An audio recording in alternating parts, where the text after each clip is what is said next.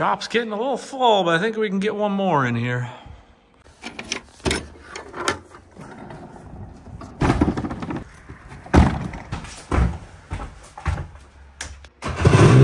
There she is.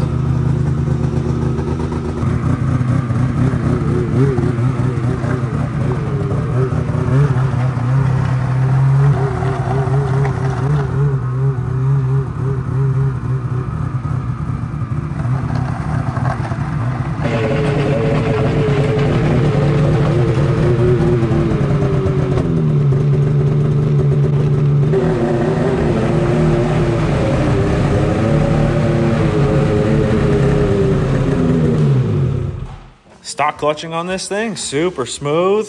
Drive it right in, cruise it right along. You don't gotta blip it too much, but Mike says make it snappy, so we're gonna make it snappy for him.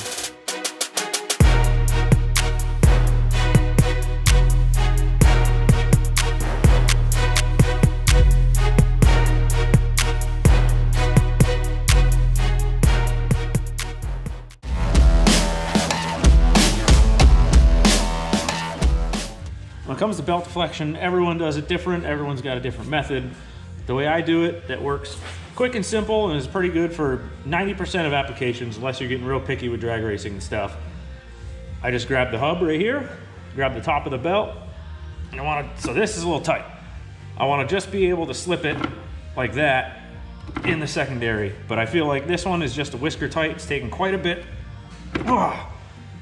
more force than I would like. So when I go through and redo the secondary and clean all that up and put all the springs and stuff in, that'll get readjusted when this all goes back together. But that's pretty much how I do it. We'll circle back to that when it's all getting installed.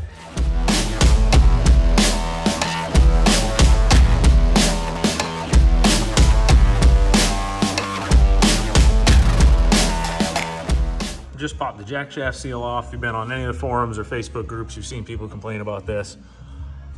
It's not terribly dry, or it's not full of water, so that's a good sign, but it does look a little under grease, so we're gonna go ahead and throw some more in that thing, seal this back up, and keep moving forward.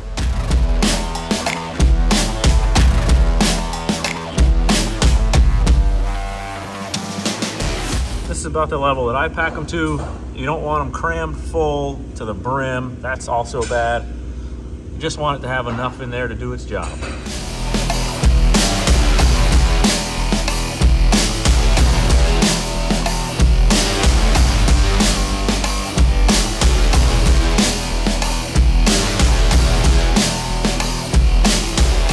All in all, for the mileage, the spring wear is really not too bad. I mean, the spring's pretty tired out, but it hasn't really dug in terribly. You can see right here where the tail of the spring wears into the spider a little bit. Usually you have some of the same on the cover, but this one's pretty good. You can see some chatter marks and wear, but it's not terrible.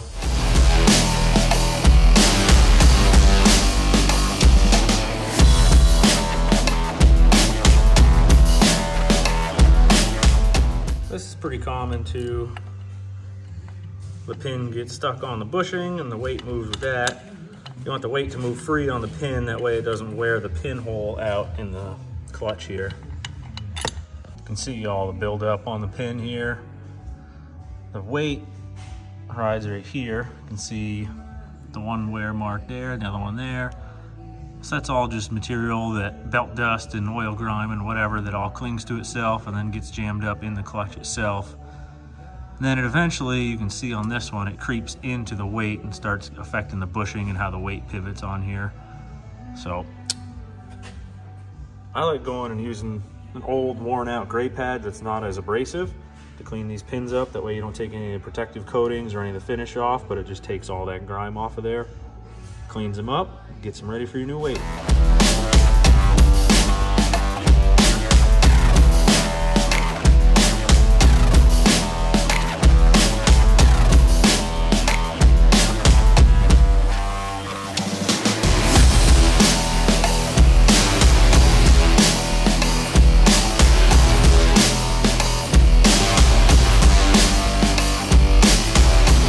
Moving on to the Helix bolts. These are T27s. They like to strip. They got a bunch of Loctite on them. Easiest way, take a little MAP gas torch, put some heat to the bolt, Take your ratchet, apply a ton of downward pressure so it doesn't hop out or twist and strip that bolt out. Break them free, a couple turns, and then zip them out while they're still warm with your little gun. And then after, they all get upgraded and switched out to T30s. You get a little bit more engagement. Helps out in the long run.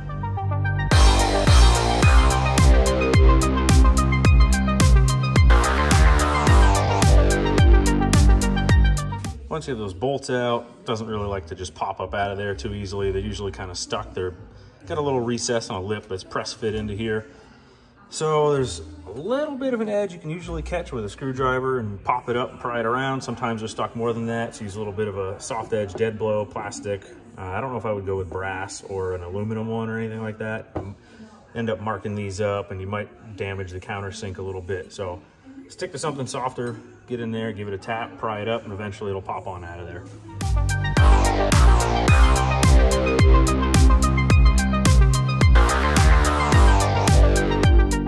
You gotta compress your spring, get the C-clip off of the shaft, and then your spring cup and everything can come up out after that.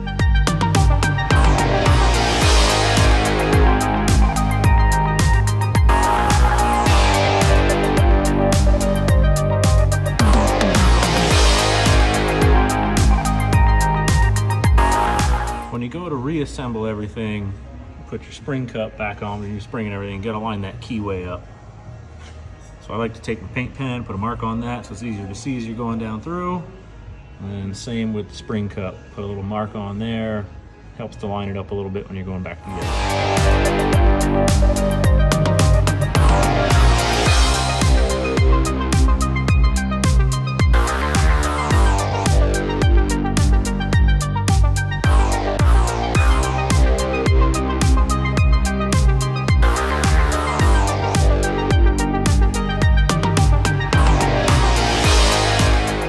You can see right, let me point to it right here, there's a little bit of the springtail wear on this as well, just like we saw on the primary clutch.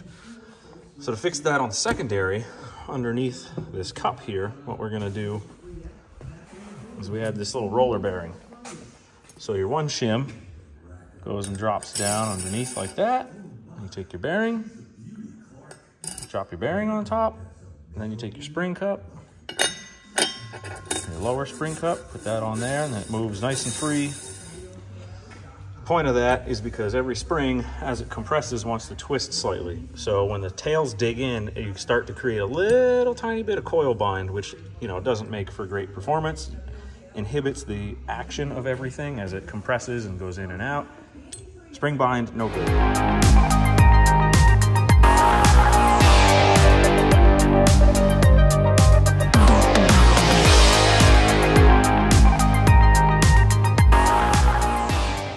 This ready for the helix. See the bearing down under there?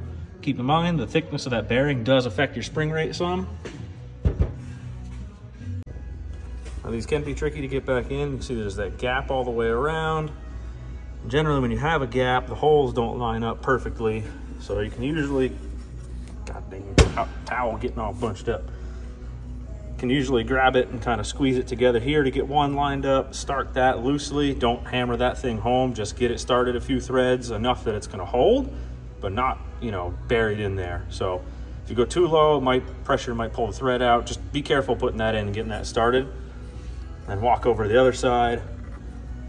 And you can usually do the same thing over here. You can kind of give it a twist and clamp it down. Yeah, see, there we go. You can kind of walk that one back in line and get that one started. And then the others should be close, and you get them all loosely started and kind of bop back and forth until you get it seated. And then pull two out, Loctite those two, put those ones back in, opposite, pull them out, Loctite, put them back in.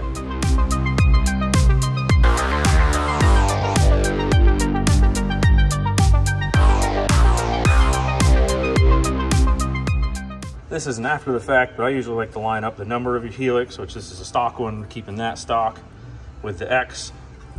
And then before I pull it all apart, I make 2 dots on the sheaves here so that I know this outer stays in line with the inner, yada, yada, yada. And then when you go back together, you should have all 3 lined right up. Something like that. So with this thing, I got a combination of stuff here. We got a couple Speedwork springs. We got some EPI weights here, going with the belly busters. They seem to work really good, repetitive performance in all conditions, just all around great weight right here, super simple. You don't need to mess around adjusting them all the time. As long as you get your base weight close on the money, you just toss them in, forget about it, run them. Similar theory to the secondary, on either end of the spring, we're gonna put one of these little glide washers here. One will go inside the cover, the other will go on the spider, and that will allow this primary spring to twist appropriately and not get bound up. It's not as necessary with these springs once you do the glide washers. Some of these are nylon, some of them are steel, should mention that. Doesn't really matter which one, they're both gonna do the same thing. Steel will probably hold up a little bit better long term, but it's a little bit heavier, so if you're getting really nerdy and caring about weight a lot, go with the nylons. Anyway, you can see the corner of this spring here. It's pretty sharp. Sometimes those tend to catch in the washer. I just take the little mini grinder and I knock these sharp edges down on here. You can see this one side. That one is pretty damn good. Pretty flat across there. Doesn't really have much of an edge to catch on. I think I can get a little bit of it and knock a little edge down, so we're gonna go ahead and do that. And all done. You can see it's all nice and rounded, smooth. Same thing over here, got that one little edge cleaned up a little bit. Good to go.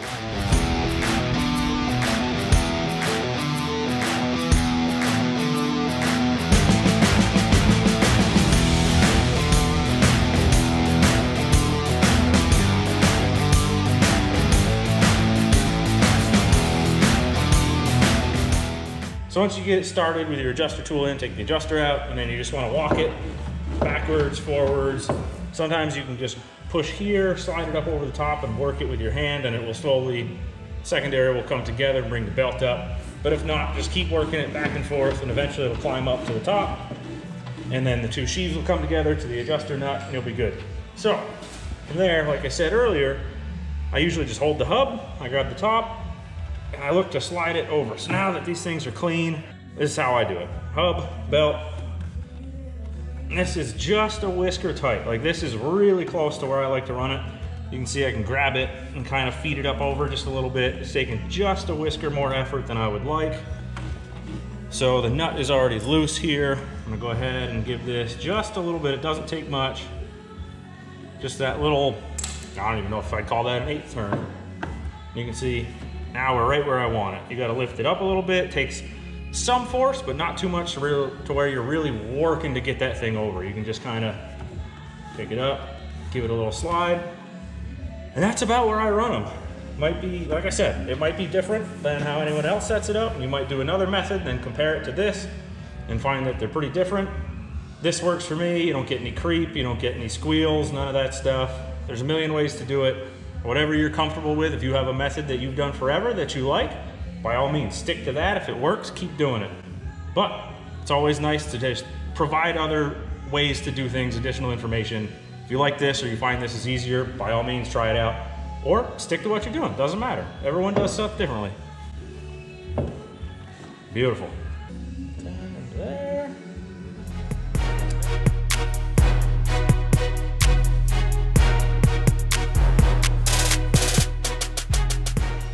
I don't remember if I did a little thing after the clutches about going on front end stuff, suspension, bushings, whatever, or not.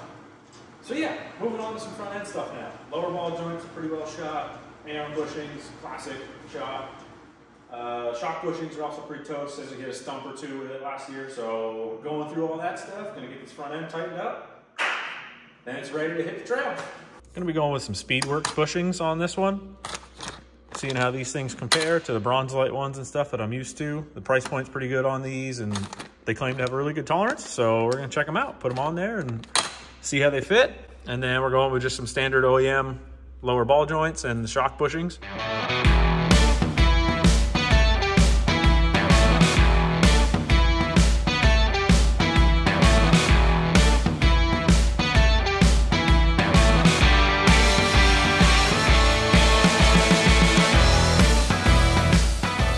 All right, so you can see here, well, I guess you could if it would focus.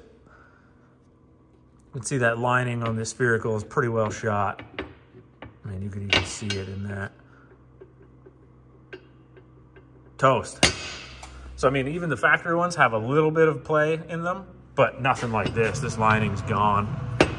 So yeah, you saw that. And then this is one of the better ones.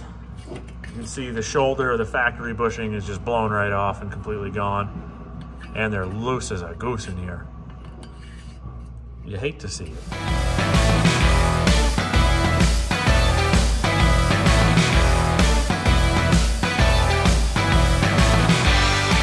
We got the ball joint kit out. Those things are in there, man. Plus a little bit of corrosion. They were quite stubborn, or at least this one was. Maybe the other one will come out a little bit better, but had to break out the old ball joint press kit tool jobber from Snap on this thing. Sheesh.